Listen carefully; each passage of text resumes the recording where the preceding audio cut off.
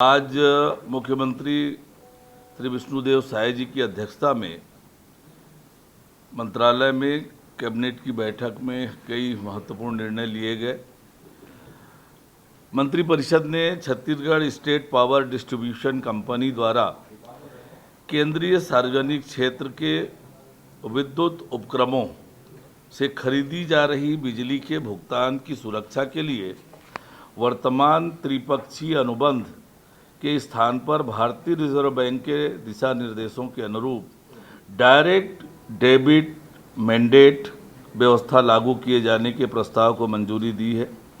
इस निर्णय से एनटीपीसी सहित अन्य पीएसयूज से विद्युत आपूर्ति की निरंतरता सुनिश्चित होगी तथा भुगतान सुरक्षा की व्यवस्था आरबीआई के वर्तमान प्रावधानों के अनुरूप हो सकेगी।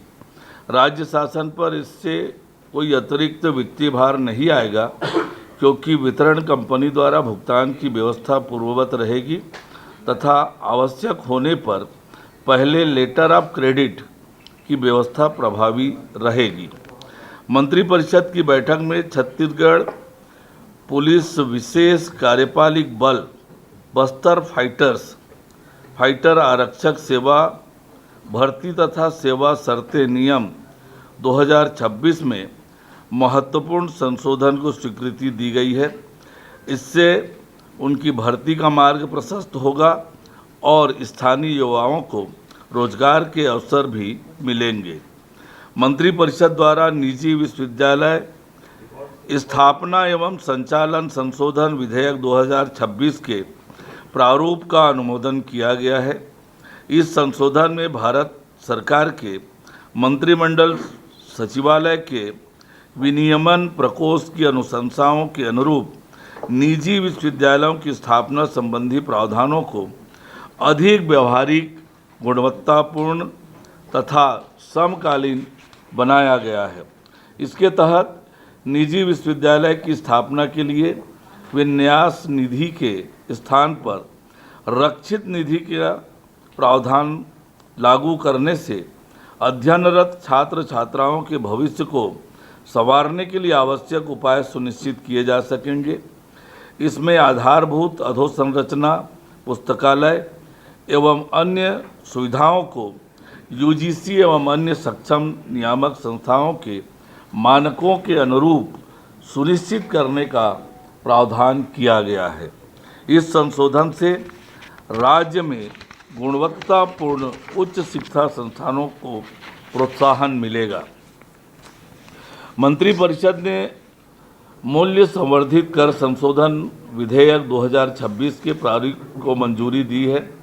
इस संशोधन के माध्यम से छत्तीसगढ़ वाणिज्य कर अधिकरण को समाप्त करने के साथ ही उससे संबंधित प्रावधानों में आवश्यक संशोधन किए जाएंगे। जीएसटी लागू होने के बाद वैट संबंधी द्वितीय अपीलों के मामलों में उल्लेखनीय कमी आई है और राज्य में जीएसटी अपीली न्यायाधिकरण की स्थापना भी हो चुकी है। ऐसे में पृथक वाणिज्य कर अधिकरण की आवश्यकता नहीं रह गई है। इस संशोधन के बाद अधिकरण में लंबित प्रकरणों का स्थानांतरण राजस्व मंडल को किया जाएगा, जिससे अपीलों के निराकरण की प्रक्रिया सुव्यवस्थित एवं अधिक प्रभावी हो सकेगी। मंत्रिपरिषद के बैठक में छत्तीसगढ़ माल एवं सेवा कर संशोधन विधेयक 2026 के प्रारूप को मंजूरी दी। इस संशोधन का उद्देश्य जीएसटी कानून को सरल बनाना, अनुपालन संबंधी प्रक्रियाओं को आसान बनाना तथा करदाताओं, विशेषकर निर्यातकों, इन्वर्टेड ड्यूटी स्ट्रक्चर वाले उद्योगों के लिए रिफंड प्रक्रिया को तेज और पारदर्शी बनाना है। इससे कर प्रशासन अधिक प्रभावी होगा, करदाताओं को सुविधा मिलेगी, साथ ही राज्य के राजस्व में भी वृद्धि होगी। मंत्रिपरिषद ने छत्तीसगढ़ औद्योगिक निवेश प्रोत्साहन संशोधन विधेयक 2026 के प्रारूप को मंजूरी दी है। इस संशोधन का उद्देश्य राज्य में निवेश को बढ़ावा देना, उद्योगों के लिए अधिक अनुकूल वातावरण तैयार करना, निवेशकों को बेहतर सुविधाएं उपलब्ध कराना है। इस संशोधन विधेयक के प्रारूप को तैयार करने में अन्य अग्रणी राज्यों की औद्योगिक नीतियों का भी अध्ययन किया गया है। इससे निवेश प्रक्रिया अधिक प्रभावी और पारदर्शी बनेगी और औद्योगिक विकास को नई गति मिलेगी। मंत्रिपरिषद की बैठक में Chhattisgarh ease of doing business विनिमय मुक्ति एवं सुविधा विधेयक 2026 के प्रारूप को अनुमोदन किया गया है। इस विधेयक का उद्देश्य राज्य में व्यापार और उद्योग स्थापित करने की प्रक्रियाओं को अधिक सरल, पारदर्शी, डिजिटल एवं समयबद्ध बनाना है। इस तरह का विधेयक लाने वाला छत्तीसगढ़ देश का पहला राज्य होगा।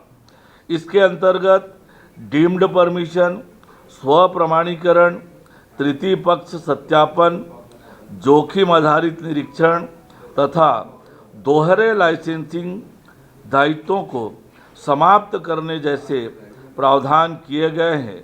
इससे निवेशकों के लिए अनावश्यक प्रक्रियात्मक बाधाएं कम होगी, कारोबार करने में सुगमता बढ़ेगी तथा राज्य में निवेश, औद्योगिक विकास और रोजगार सृजन को नई गति मिलेगी।